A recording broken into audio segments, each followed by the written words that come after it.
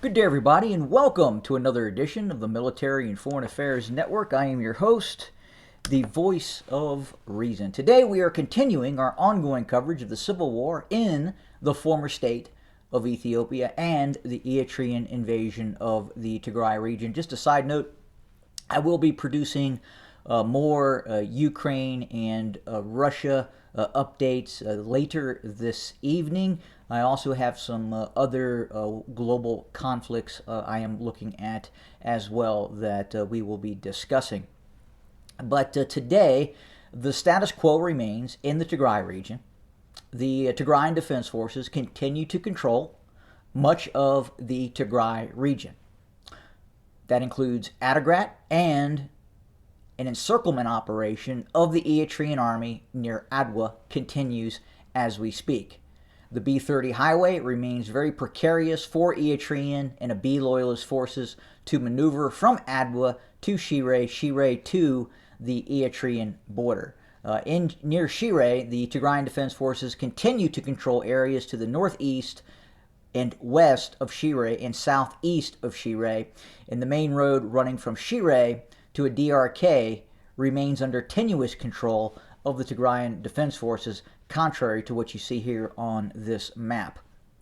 Again, this main roadway leading from Debark to a DRK to Shire, the Tigrayan Defense Forces operate essentially both to the west and east of this roadway, with some control over towns in between.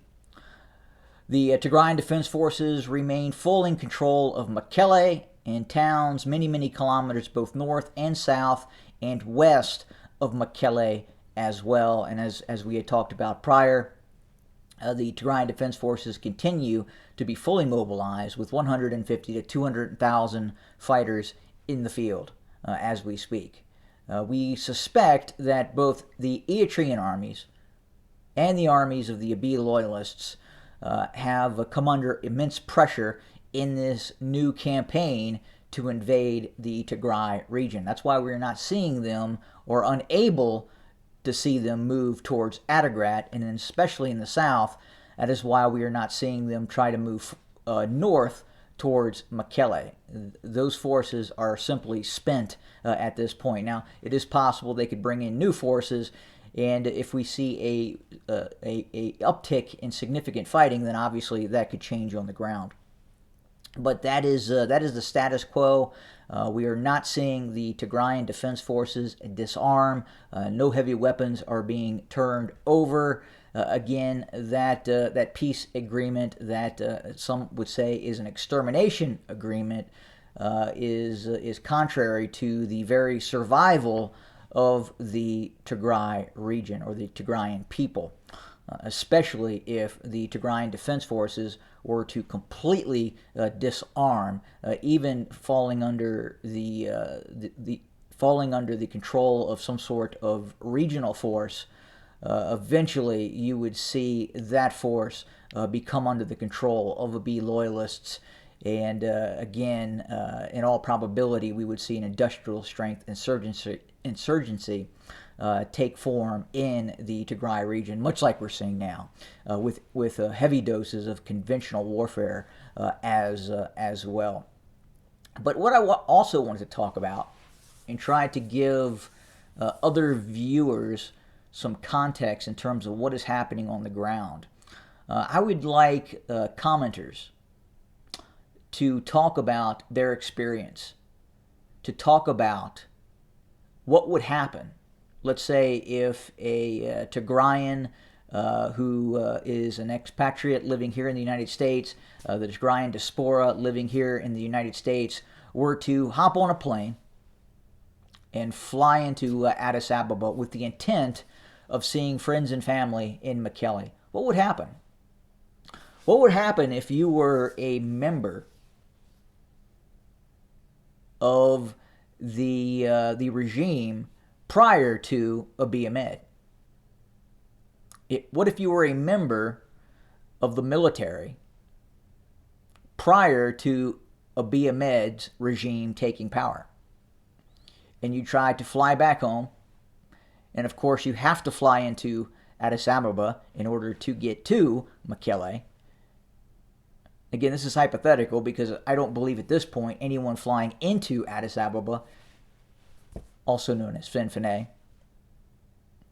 could not get into Mekelle at this point. But theoretically, if you tried, if you were a Tigrayan and you decided to leave on a trip, flying into Addis Ababa, landing in Addis Ababa with the intent of going into the Tigray region, what would happen? Talk about that for a second. Because my understanding, it is not good. So that is the state of affairs on the ground. We are continuing to receive reports and updates about what is happening in Oromia.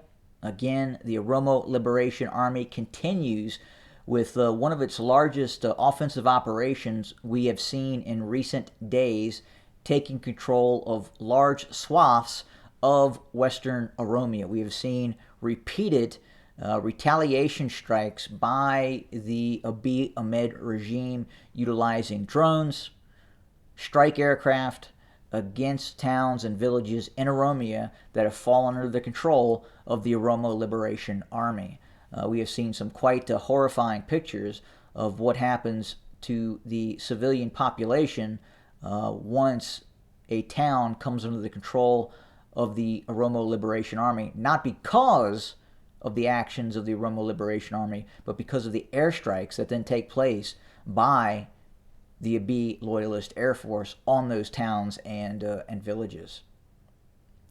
So again, that is the reason that I call Ethiopia the former state of Ethiopia. I know there is a lot of pushback in the comment section when I say that, but again, when you have large areas of the country, Oromia, Tigray, and other areas as well, that are in utter rebellion with the centralized, unitary, one-party state, the Prosperity Party, based in Addis Ababa, heavily supported by the Amhara region, then yes, you have a breakdown.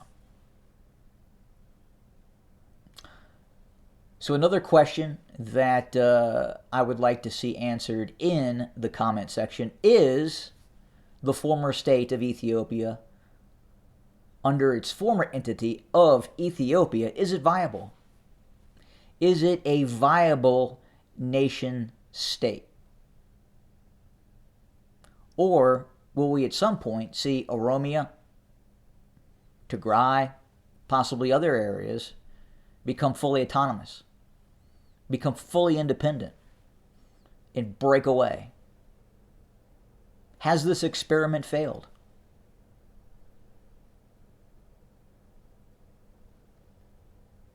You tell us in the comment section. But that's what we have for today. We'll have more very, very soon as we continue to monitor events on the ground. And again, as always, thank you for joining us, and have a good day.